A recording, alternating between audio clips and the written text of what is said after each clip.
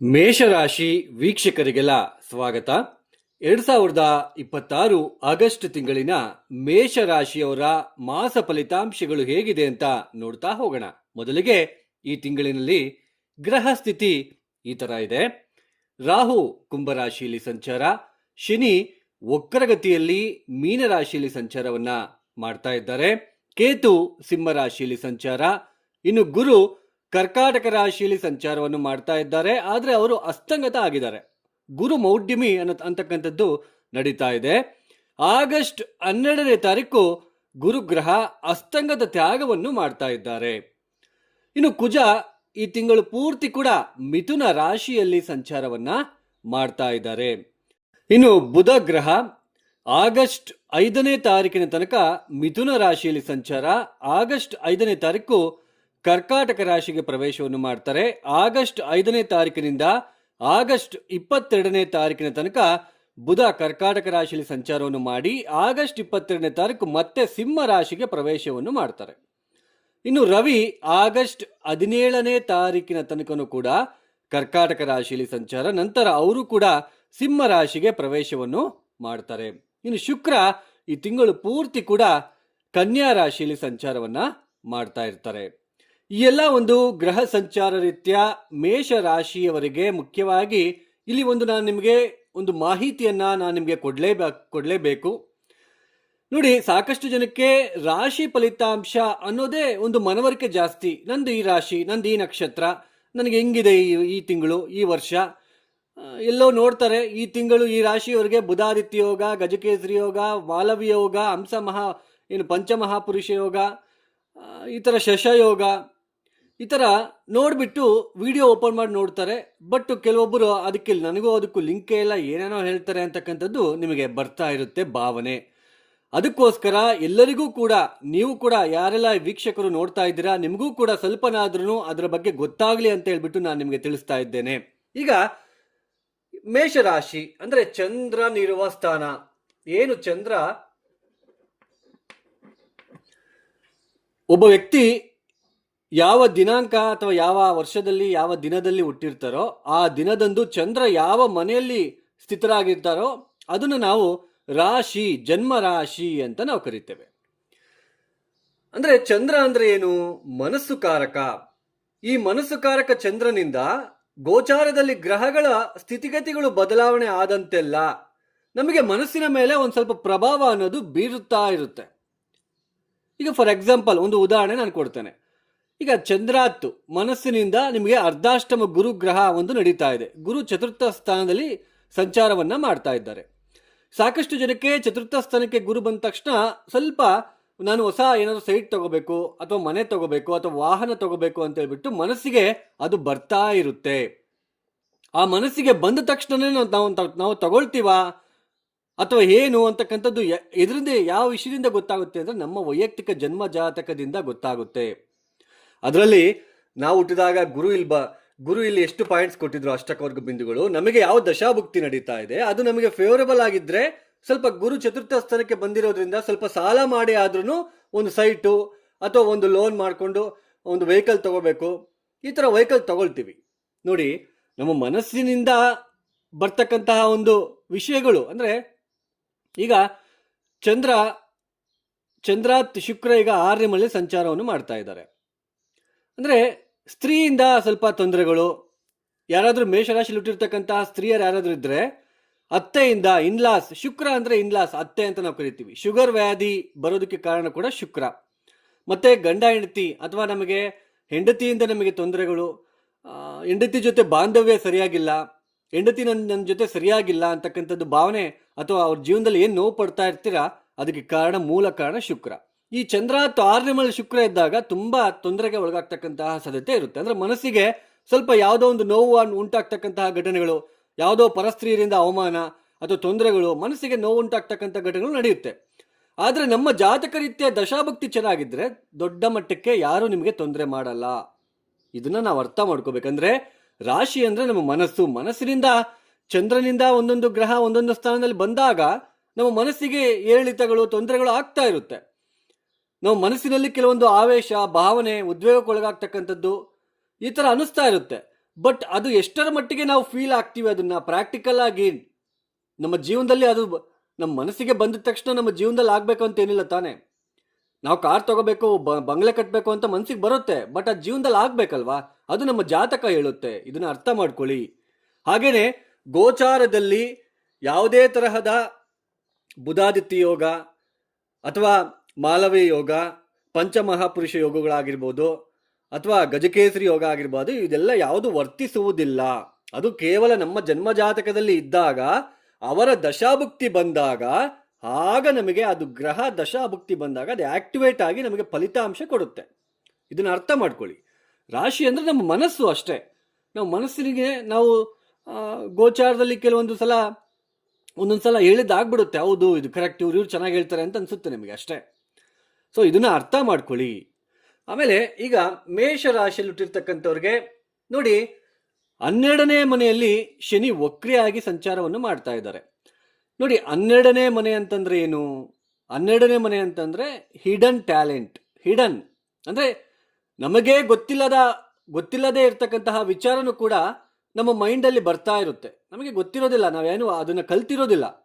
ಆದರೂ ಕೂಡ 12ನೇ ಮನೆಯಲ್ಲಿ ನಮಗೆ ಒಳ್ಳೆ ಗ್ರಹ ಸ್ಥಿತಿ ಇದ್ರೆ ಆ ಗ್ರಹ ಸ್ಥಿತಿ ಏನ್ ಮಾಡುತ್ತೆ, ನಮಗೆ ಯೋಚನಾ ಶಕ್ತಿ ಕೊಡ್ತಾ ಹೋಗುತ್ತೆ. ಅಂದ್ರೆ ನಮ್ಮ ತಲೆಯಲ್ಲಿ ಎಲ್ಲ ಒಂದ್ ಕಡೆ ಇರ್ತಕ್ಕಂತಹ ಸ್ಟೋರ್ ಆಗಿರ್ತಕ್ಕಂತಹ ಒಂದು ನಾಲೆಡ್ಜ್ ಅನ್ನೋದು ನಿಮಗೆ ಹೊರಗಡೆ ಬರೋದಕ್ಕೆ ಅವಕಾಶ ಮಾಡಿಕೊಡುತ್ತೆ. 12ನೇ ಮನೆ ಸ್ಪಿರಿಚುಯಾಲಿಟಿ, ಆಧ್ಯಾತ್ಮಿಕ ವಿಷಯ ಆಗಿರ್ಬೋದು, ನಮಗೆ ಗೊತ್ತಿಲ್ಲದೆ ಇರ್ತಕ್ಕಂತಹ ವಿಷಯಗಳು ಸಡನ್ ಆಗಿ ನಮ್ಮ ಮೈಂಡಲ್ಲಿ ಬಂದ್ಬಿಡುತ್ತೆ. ಓ ಈ ತರ ಅಲ್ಲ, ಈ ತರ ಅಂತ ಹೇಳ್ಬಿಟ್ಟು.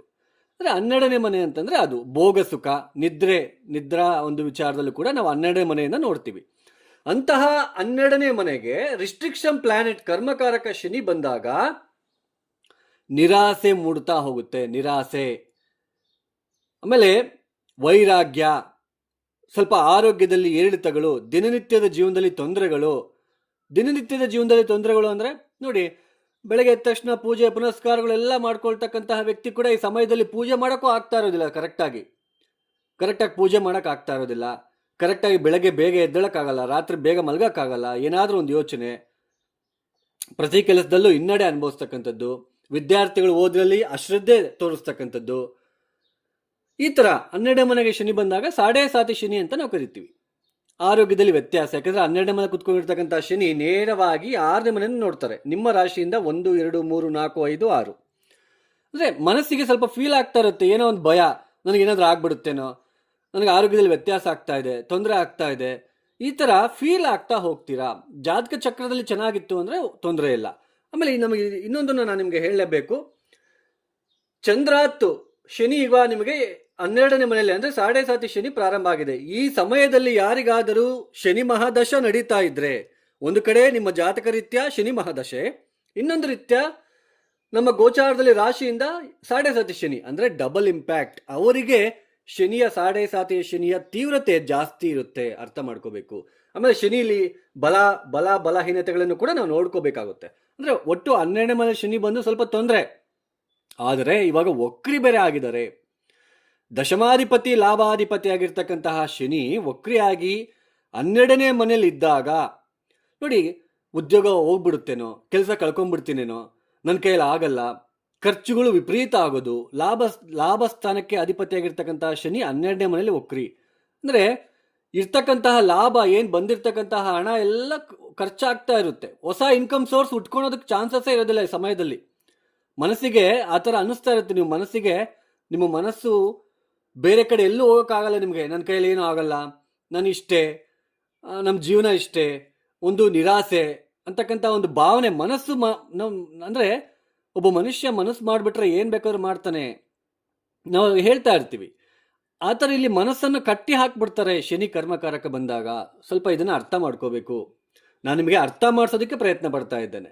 ಅಂದರೆ ಖರ್ಚುಗಳು ಜಾಸ್ತಿ, ಭಯ, ಆರೋಗ್ಯದಲ್ಲಿ ಮತ್ತೆ ಸ್ವಲ್ಪ ವ್ಯತ್ಯಾಸಗಳು, ಮತ್ತಮೇಲೆ ಈ ಉದ್ಯೋಗದಲ್ಲಿ ಕೆಲಸ ಹೋಗುತ್ತೇನೋ, ಬೇರೆ ಕೆಲಸ ಹುಡುಕ್ಬೇಕು, ಸಿಗ್ತಾ ಇಲ್ಲ, ಯಾವ ಕೆಲಸನೂ ಯಾರು ನನಗೆ ಹೆಲ್ಪ್ ಮಾಡ್ತಾ ಇಲ್ಲ, ಈ ತರಹದ ಒಂದು ಭಾವನೆಗಳು ನಿಮಗೆ ಬರ್ತಾ ಇರುತ್ತೆ ಶನಿ ವಕ್ರಿ ಆಗಿರೋದ್ರಿಂದ. ಆಮೇಲೆ ಈ ತಿಂಗಳಿನಲ್ಲಿ ಶುಕ್ರ ಕೂಡ ನೀಚ ಸ್ಥಾನದಲ್ಲಿ, ಒಂದು ನಿಮ್ಮ ಜನ್ಮರಾಶಿ ಇದು 2ನೇ ಮನೆ ಅಧಿಪತಿ ಮತ್ತು ಸಪ್ತಮಾಧಿಪತಿಯಾಗಿ 6ನೇ ಮನೆಯಲ್ಲಿ ನೀಚ ಸ್ಥಾನದಲ್ಲಿ ಇರೋದ್ರಿಂದ ಗಂಡ ಹೆಂಡತಿಯರ ಮಧ್ಯೆ ಭಿನ್ನಾಭಿಪ್ರಾಯಗಳು, ಆಮೇಲೆ ಸ್ತ್ರೀಯರಿಗೆ ಗರ್ಭಕೋಶಕ್ಕೆ ಸಂಬಂಧಪಟ್ಟಿರ್ತಕ್ಕಂಥ ವಿಚಾರದಲ್ಲಿ ಏನಾದ್ರು ತೊಂದರೆಗಳಾಗ್ತಕ್ಕಂಥದ್ದಾಗಿರ್ಬೋದು. ಮತ್ತಾಮೇಲೆ ಈ ಶುಗರ್ ವ್ಯಾಧಿಯಲ್ಲಿ ಇರ್ತಕ್ಕಂಥವ್ರಿಗೆ ಸ್ವಲ್ಪ ಶುಗರ್ ಜಾಸ್ತಿ ಆಗೋದು ಅಥವಾ ಲೋ ಆಗೋದು, ಸ್ವಲ್ಪ ಅದರಿಂದ ಖರ್ಚುಗಳಾಗೋದು ಈ ಥರ ಕಾಣಿಸ್ತಾ ಇರುತ್ತೆ ಈ ಸಮಯದಲ್ಲಿ. ಹಾಗೆ ಅತ್ತೆಯ ಜೊತೆ ಕಿರುಕುಳಗಳಾಗಿರ್ಬೋದು. ಕಿರುಕುಳ ಅಂತ ಹೇಳಕ್ ಬರಲ್ಲ ಅದನ್ನ, ಅದು ಕ್ಷಮೆ ಇರಲಿ, ನಾನು ಕಿರುಕುಳ ಅಂತಂದಲ್ಲ, ಬಟ್ ಏನೋ ಒಂಥರ ನಿಮಗೆ ಸ್ವಲ್ಪ ತೊಂದರೆ ಥರ ಅನಿಸ್ತಾ ಇರುತ್ತೆ ಅವ್ರ ಜೊತೆ ನಿಮಗೆ. ಆಮೇಲೆ 2ನೇ ಮನೆಯ ಅಧಿಪತಿ ಆಗಿರೋದ್ರಿಂದ ಮಾತಿನಿಂದ ಸ್ತ್ರೀಯರ ಜೊತೆ ಶತ್ರುತ್ವ ತಂದುಕೊಂಡು ನಷ್ಟ ಮಾಡ್ಕೊಳ್ತಕ್ಕಂಥದ್ದು ತೋರಿಸ್ತಾ ಇದೆ. ಮನಸ್ಸಿನಿಂದ, ನಿಮ್ಮ ಮಾತಿನಿಂದ ಸ್ವಲ್ಪ ಸ್ತ್ರೀಯರ ಜೊತೆ ಆಗಿರ್ಬೋದು ಅಥವಾ ಕುಟುಂಬದ ವ್ಯಕ್ತಿಗಳ ಜೊತೆ ಆಗಿರ್ಬೋದು, ನಿಮ್ಮ ಹೆಂಡತಿ ಜೊತೆ ಆಗಿರ್ಬೋದು, ಮಾತಿನಿಂದ ಮಾತಾಡ್ಬಿಟ್ಟು ನಷ್ಟ ಮಾಡ್ಕೊಳ್ತಕ್ಕಂಥದ್ದು ಇರುತ್ತೆ, ಶತ್ರುತ್ವ ತಂದ್ಕೊಳ್ಳೋದು ಇರುತ್ತೆ. ಸ್ವಲ್ಪ ಇದ್ರ ಕಡೆ ಗಮನ ಕೊಡಬೇಕು. ಈ ಮೇಷರಾಶಿಯವರಿಗೆ ಈ ತಿಂಗಳಿನಲ್ಲಿ ಕುಜನ ಬಲ ತುಂಬಾ ಚೆನ್ನಾಗಿದೆ. ಇದನ್ನ ಕುಜ ತೃತೀಯ ಸ್ಥಾನದಲ್ಲಿ ಸಂಚಾರ ಮಾಡ್ತಾ ಇದ್ದಾರೆ. ಪರಾಕ್ರಮ ಸ್ಥಾನ, ಧೈರ್ಯ, ಸ್ಥೈರ್ಯ ಎಲ್ಲ ಇರುತ್ತೆ. ಧೈರ್ಯವಾಗಿರ್ತೀರಾ, ಸ್ಥೈರ್ಯವಾಗಿರ್ತೀರಾ, ಚೆನ್ನಾಗಿ ಫಾಸ್ಟಾಗಿ ಕೆಲಸ ಮಾಡಬೇಕು ಅಂತ ಅನ್ಕೊಳ್ತೀರಾ. ಆದರೆ ಒಂದು ಕಡೆ ಕೆಲವೊಂದು ಗ್ರಹ ಸ್ಥಿತಿ ನಿಮಗೆ ಚೆನ್ನಾಗಿರೋದಿಲ್ಲ. ಸ್ವಲ್ಪ ನಿಮಗೆ ಇಲ್ಲಿ ಎಮೋಷನಲ್ ಫೀಲ್ ಆಗ್ತಾ ಇರ್ತೀರ, ನಾನು ಎಷ್ಟೇ ಪ್ರಯತ್ನ ಪಟ್ಟರು ಆಗ್ತಾ ಇಲ್ಲ ಅನ್ನೋದು ಕೂಡ ನಿಮಗೆ ಬರ್ತಾ ಇರುತ್ತೆ. ಕುಜ ನಿಮಗೆ ತುಂಬ ಬಲಿಷ್ಠನಾಗಿದ್ದಾನೆ. ರಾಶ್ಯಾಧಿಪತಿನೇ ಕುಜ ತೃತೀಯ ಸ್ಥಾನದಲ್ಲಿ, ಎಫರ್ಟ್ ಜಾಸ್ತಿ ಆಗ್ತೀರಾ. ನಿಮ್ಮ ರಾಶಿಗೆ ಅಧಿಪತಿಯಾಗಿರ್ತಕ್ಕಂಥ ಓನರು ತೃತೀಯ ಸ್ಥಾನ ಏನು ಹೇಳುತ್ತೆ, ಎಷ್ಟು ನಾವು ಎಫರ್ಟ್ ಆಗ್ತಾ ಇದ್ದೀವಿ, ನಮ್ಮ ಬರವಣಿಗೆ ಯಾವ ಥರ ಇರುತ್ತೆ, ಕಮ್ಯುನಿಕೇಷನ್ನು, ನೈಬರ್ಸು, ಮೀಡಿಯಾ ರಂಗ, ಇದರೆಲ್ಲನೂ ನಾವು ತೃತೀಯ ಸ್ಥಾನದಿಂದ ನೋಡ್ತೀವಿ. ಮತ್ತು ಸೋದರರು, ಬಟ್ ಸೋದರರ ಜೊತೆ ವಾಗ್ವಾದ, ಭಿನ್ನಾಭಿಪ್ರಾಯ ಕೂಡ ಇರುತ್ತೆ ಈ ಸಮಯದಲ್ಲಿ. ನಿಮ್ಮ ಒಂದು ಪರಾಕ್ರಮ, ಧೈರ್ಯ, ಸ್ಥೈರ್ಯ ಎಲ್ಲ ಇದ್ರೂ ಕೂಡ ಸೋದರರ ಜೊತೆ ಭಿನ್ನಾಭಿಪ್ರಾಯ, ಸ್ವಲ್ಪ ಫಾಸ್ಟಾಗಿ ಬರವಣಿಗೆ ಬರೀತಕ್ಕಂಥದ್ದಾಗಿರ್ಬೋದು, ಫಾಸ್ಟಾಗಿ ಓಡಾಡ್ತಕ್ಕಂಥದ್ದಾಗಿರ್ಬೋದು, ಚುರುಕಾಗಿ ಕೆಲಸಗಳನ್ನು ಮಾಡಬೇಕು ಅಂತ ಅಂದ್ಕೊಳ್ತೀರಾ. ಬಟ್ ಇಲ್ಲಿ ಸ್ವಲ್ಪ ಕೆಲವೊಂದು ಗ್ರಹಸ್ಥಿತಿಗಳು ನಿಮಗೆ ಅನುಕೂಲಕರವಾಗಿರೋದಿಲ್ಲ. ಇನ್ನು ಅರ್ಧಾಷ್ಟಮ ಗುರು, ಆಲ್ರೆಡಿ ನಾನು ಲೋನ್ ಮಾಡಿ ಸೈಟ್ ತೊಗೊಂಡ್ಬಿಟ್ಟಿದ್ದೀನಿ, ಲೋನ್ ಮಾಡಿ ಮನೆ ತೊಗೊಂಡ್ಬಿಟ್ಟಿದ್ದೀನಿ, ಹೆಂಗಪ್ಪ ಇದನ್ನು ತೀರಿಸ್ಬೇಕು, ಜಾಸ್ತಿ ಬೇರೆ ಖರ್ಚು ಮಾಡಿಬಿಟ್ಟಿದ್ದೀನಿ, ಆ ಮನೆಗೆ ಅಷ್ಟು ಕೊಡಬೇಕಾಗಿಲ್ಲ ಆದರೂ ಅಷ್ಟು ಕೊಟ್ಬಿಟ್ಟಿದ್ದೀನಿ, ಅಮೌಂಟು ಅಷ್ಟು ಬೆಳೆ ಬಾಳಲ್ಲ ಅದು, ಆದರೂ ಇಷ್ಟು ಕೊಟ್ಬಿಟ್ಟಿದ್ದೀನಪ್ಪ, ಏನು ಮಾಡೋದು, ಮನಸ್ಸಿಗೆ ವ್ಯಥೆ ಅನ್ನೋದು ಇರುತ್ತೆ. ಇವಾಗ ಚಿಂತೆಗಳು ಜಾಸ್ತಿ ಇರುತ್ತೆ, ಅರ್ಥ ಮಾಡ್ಕೋಬೇಕು. ಉದ್ಯೋಗದಲ್ಲೂ ಕೂಡ ಚಿಂತೆಗಳು, ಕೆಲಸಗಳಾಗ್ತಾ ಇಲ್ಲ, ಯಾರು ಕೂಡ ಸಪೋರ್ಟ್ ಇರೋದಿಲ್ಲ, ಸ್ವಲ್ಪ ಚಿಂತೆಗಳು ಅನ್ನೋದು ನಿಮಗೆ ಇರ್ತಕ್ಕಂಥದ್ದು. ರವಿ ಯಾವಾಗ ಪಂಚಮಾಧಿಪತಿಯಾಗಿ ಪಂಚಮ ಸ್ಥಾನಕ್ಕೆ ಕೇತು ಜೊತೆ ಕುತ್ಕೊಂತಾರೋ, ಮಕ್ಕಳಿಂದ ಒತ್ತಡ, ಮೆಂಟಲಿ ಟೆನ್ಷನ್ನು, ಬರಬೇಕಾಗಿರೋ ಹಣ ಬರದೇ ಇರ್ತಕ್ಕಂಥದ್ದು, ಸ್ವಲ್ಪ ಒತ್ತಡಗಳು ಈ ಥರ ನಿಮಗೆ ಕಾಣಿಸ್ತಾ ಇರುತ್ತೆ. ನಂಬಿ ಮೋಸ ಹೋಗ್ತಕ್ಕಂಥದ್ದು ಕೂಡ ಇರುತ್ತೆ, ಹುಷಾರಾಗಿ ಇರಬೇಕು.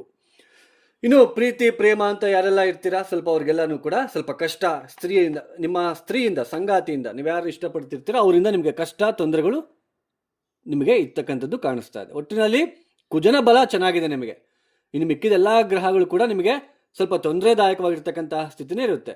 ನಾನು ಎಷ್ಟು ಎಫರ್ಟ್ ಆಗ್ತಾ ಇದ್ದೀನಿ ಮಾರಾಯ, ಯಾವುದು ವರ್ಕೌಟ್ ಆಗ್ತಾ ಇಲ್ಲ, ಎಲ್ಲ ತೊಂದರೆ ಆಗ್ತಾ ಇದೆ, ಯಾವುದು ವಿಳಂಬ ಆಗ್ತಾ ಇದೆಯಲ್ಲಪ್ಪ, ಏನಕ್ಕೆ ಹಿಂಗೆ ಆಗ್ತಾ ಇದೆ ಅಂತಕ್ಕಂಥದ್ದು ಎಮೋಷ್ನಲಿ ಫೀಲ್ ಆಗ್ತೀರಾ.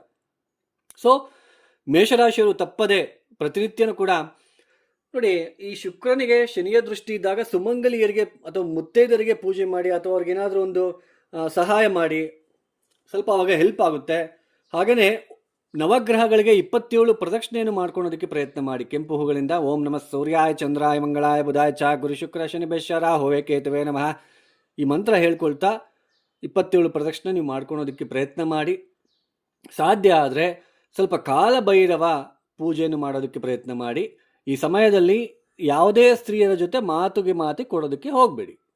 ಇನ್ನು ಯಾರೆಲ್ಲ ಈ ವಿಡಿಯೋನ ನೋಡ್ತಾ ಇದ್ರೆ, ನಿಮ್ಗೆ ಇಷ್ಟ ಆಗಿದ್ರೆ ಮಾತ್ರ ಲೈಕ್ ಮಾಡಿ, ಶೇರ್ ಮಾಡಿ, ಸಬ್ಸ್ಕ್ರೈಬ್ ಮಾಡ್ಕೊಳ್ಳಿ. ಅದರ್ವೈಸ್ ಜಸ್ಟ್ ಸ್ಕಿಪ್ ಮಾಡಿ, ಇಗ್ನೋರ್ ಮಾಡಿ ಹೊರಟು ಹೋಗ್ತಾ ಇರಿ. ಇನ್ನು ಸರ್ವೇ ಜನೋ ಸುಖಿನೋ ಭವಂತು. ಧನ್ಯವಾದಗಳು. ಜೈ ಶ್ರೀರಾಮ್.